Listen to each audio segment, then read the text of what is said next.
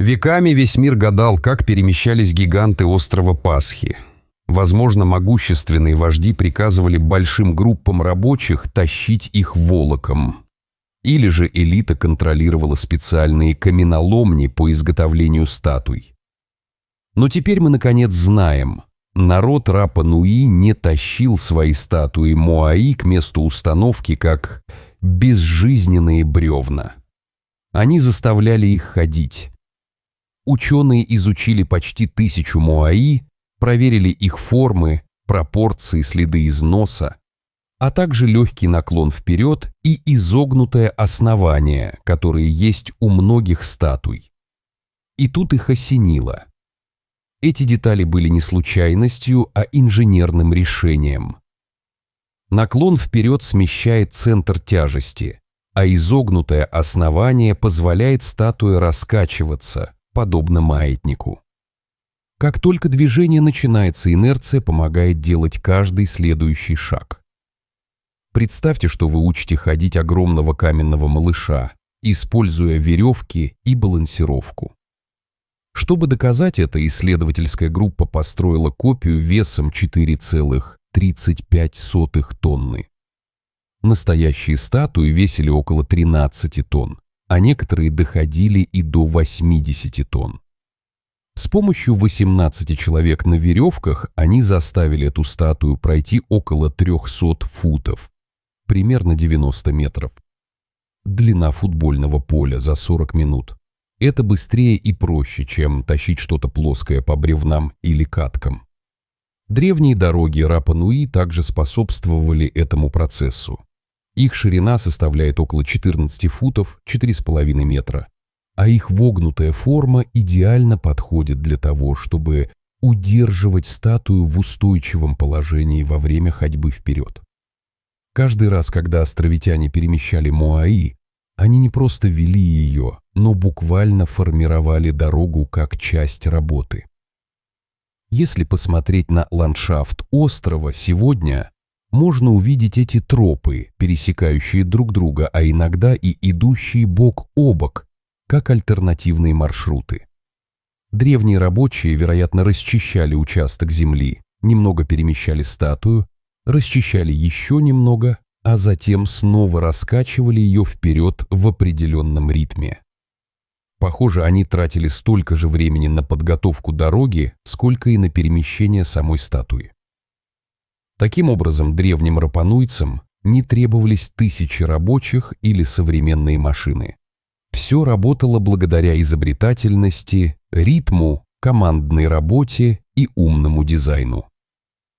Транспортировка была не единственной загадкой Моаи. Люди знали, что статуи предназначались для почитания важных вождей, но никто не мог объяснить, почему древние островитяне выбирали для них именно эти места.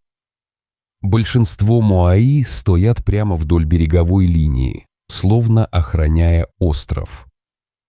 Команда ученых присмотрелась к этим локациям повнимательнее, и оказалось, что ответ кроется в воде. Вулканическая почва острова Пасхи очень пористая, что означает, что она быстро впитывает дождевую воду. Из-за этого рек и ручьев было недостаточно, и на острове было очень мало пресной воды. Сотни лет назад люди выживали благодаря выходу грунтовых вод. По сути, вода, хранящаяся глубоко под землей, в слоях породы или почвы, называемых водоносными горизонтами, в конечном итоге сама поднимается на поверхность.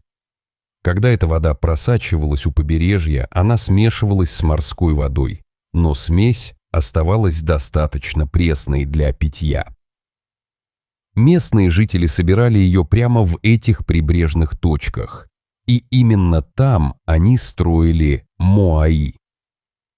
Они не просто украшали береговую линию, они отмечали самые важные источники пресной воды на острове.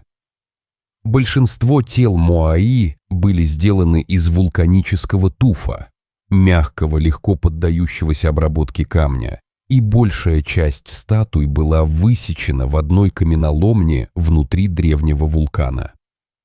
В октябре 2023 года лесной пожар пронесся через каменоломню, и все, кому не безразлична судьба Рапа-Нуи, серьезно обеспокоились тем, переживет ли это место будущие катастрофы. Поэтому, когда в январе следующего года прибыла группа ученых, местная общественная группа попросила их задокументировать каменоломню на случай, если другой пожар повредит ее окончательно. Географы ухватились за этот шанс и совершили около 30 полетов дронов над каменоломней. Полет за полетом они собрали невероятные 22 тысячи фотографий. После этого они потратили месяцы, прогоняя эти изображения через компьютерное программное обеспечение, которое сшило каждый кусочек в единую гипердетальную 3D-модель. Теперь любой человек в мире может исследовать Рана-Рараку, одну из самых важных каменоломен острова Пасхи, даже не ступая на остров. Конечно, 3D-модель — это не просто платформа для онлайн-туров. Команда заметила, что внутри каменоломни было несколько мастерских, и техника резьбы менялась от участка к участку. То есть не было одного вождя, который указывал всем, как работать. Скорее, каждое место функционировало как собственная мастерская, привязанная к определенному семейному клану. Это также может служить еще одним доказательством того, что Моаи могли перемещать гораздо меньшим количеством людей, чем считалось ранее.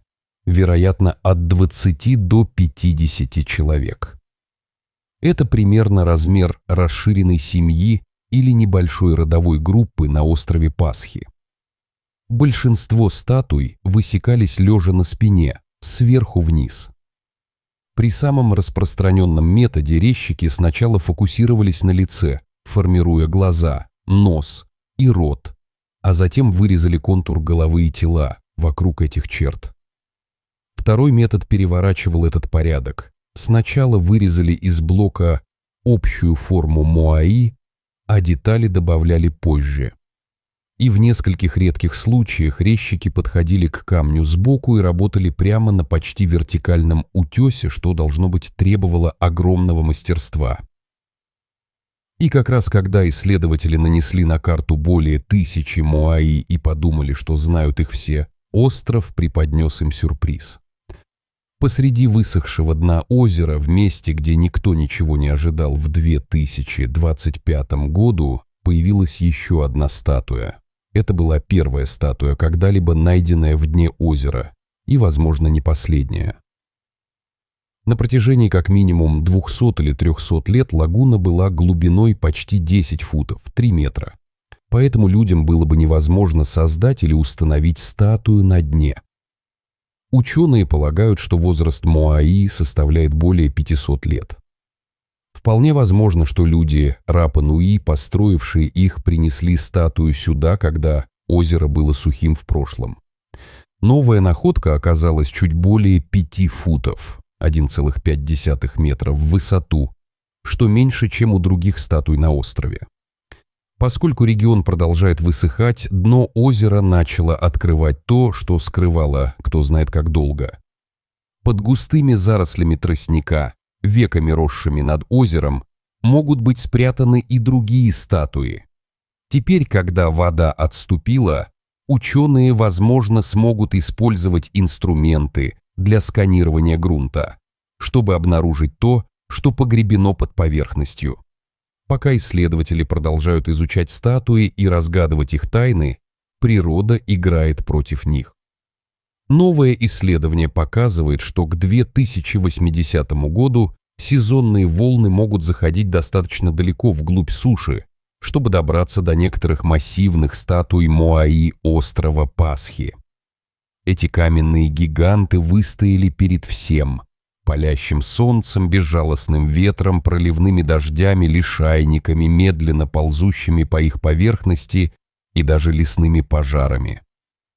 Но повышение уровня моря уже угрожает побережью острова, и Моаи теперь сталкиваются с опасностью большей, чем что-либо, что они пережили раньше.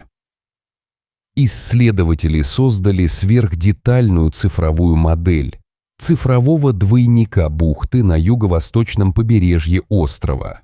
Они провели кучу симуляций, чтобы увидеть, как различные сценарии повышения уровня моря изменят движение волн в бухте. Результаты этих симуляций показали, что волны могут начать достигать 15 моаи на этом участке к 2080 году, и тогда самые узнаваемые и фотографируемые статуи на острове могут оказаться затопленными. Это место находится на большой церемониальной платформе и привлекает больше посетителей, чем почти любая другая точка с Моаи на Рапа-Нуи. И опасность на этом не заканчивается. Десятки других важных культурных объектов поблизости также находятся под угрозой. Древние жилища, петроглифы, высеченные на камне, места захоронений, старые сады камней. По сути, вся физическая память культурной истории Рапа-Нуи. Если остров не справится с этими рисками, он может даже потерять статус всемирного наследия ЮНЕСКО. Теперь, когда исследователи более четко понимают угрозу, они хотят использовать эти знания, чтобы помочь защитить остров. Ученые надеются тесно сотрудничать с местными сообществами, чтобы сохранить культурное наследие Рапа-Нуи для будущих поколений. На сегодня это все. Так что, если вы удовлетворили свое любопытство, поставьте видео лайк и поделитесь им с друзьями.